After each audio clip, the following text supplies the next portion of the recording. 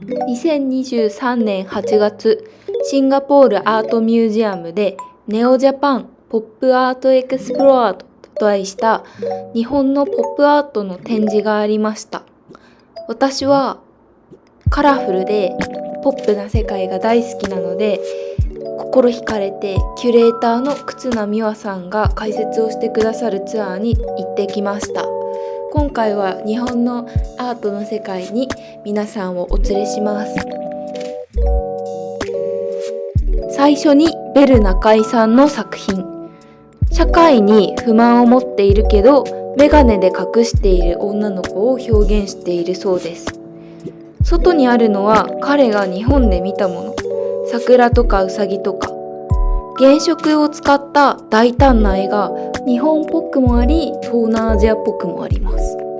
続いて3。フィギュアを溶かして固めた作品を制作する3人組ユニットによる作品です。溶かした濃度が高い順に並んでて、濃度が中くらいのもの、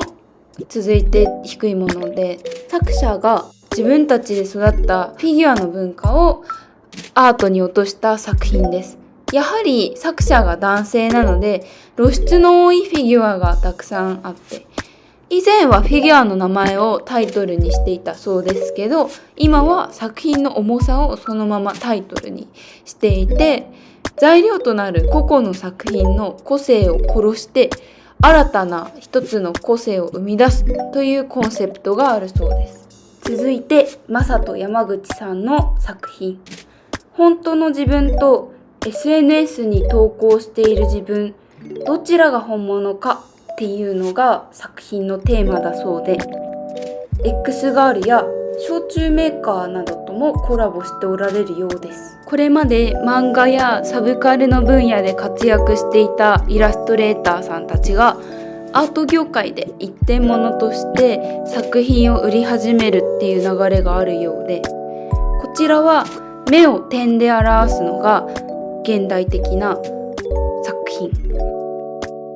これも何が本当かわからないように目を隠して顔をカモフラージュしている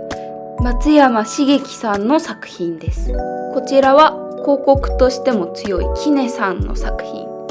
クールな女性、可愛くなくてかっこいい女性を描き、ブルータスの表紙になったりしているそうです。今回の展示、ひいては日本のアートを貫く概念でもあるスーパーフラットを提唱した村上隆さんの作品です。この概念は日本のアニメーションや漫画、そして伝統的な日本画に見られる平面的なスタイルとポストモダンな世界観を組み合わせたもので、西洋の美術、深度と視点の概念を書いた平面性を強調して、消費文化と日本の美術史を融合させた全て平面なスタイルとして知られています。村上氏は日本人が大人になりきれない部分をサブカルチャーに落としたものだと主張し、日本の漫画やサブカルをアメリカでアートとして認識してもらうことに成功しました。村上氏と同じくらい国際的に評価を受けている奈良さんの作品。大きな頭と目を持つ子供の絵が特徴的で、不機嫌そうな表情や反抗的な態度は孤独さ、無邪気さや反逆といったテーマだからで、彼の独特なスタイルはポップカルチャーと日本の伝統的な芸術、浮世絵や日本画、禅の哲学から影響を受けたものだそうです。日本の画壇からは排除されてしまってドイツで活動していたところ、村上さんと流れが相まって国際的に高く評価されて、日本でも認めざるを得なくなったっていう背景があるそうです。岡山の田舎が背景になっているのは、ここで制作発信している VTuber をテーマにしているからで、現実とネットがどっちがどっちかわからなくなっている様子を表現されています。目とかが分解されて背景に溶け込んでいます。この絵は日本人とコミュニケーションするときにある歪みを表現しています。同じ場所にいながら、一緒に話していながら、どうしても壁を築かれてしまって近づけない、見えるようで見えないモザイク画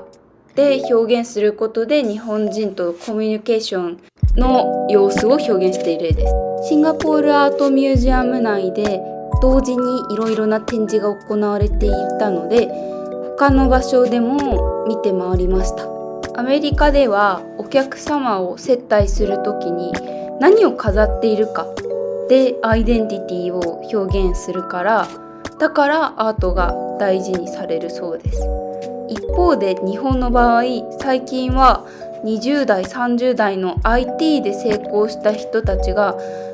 アートをコレクションして展覧会をしたりするために、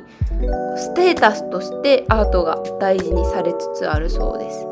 また価格が跳ね上がる可能性もあるので、現金保持よりもいいのではないかという投資的な意味でもアートに注目が集まっているといいます。また企業がアートを依頼して描いてもらうっていうこともあるそうで、例えば Google のこの絵は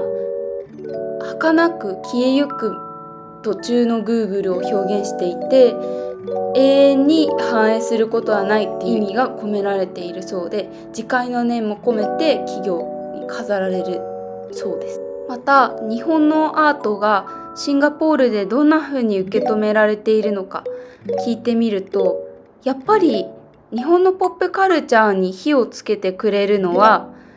世界各地にいる華僑だそうです。そしてその華僑の皆さんの熱狂的な需要が他の人にも広がっていくといいます。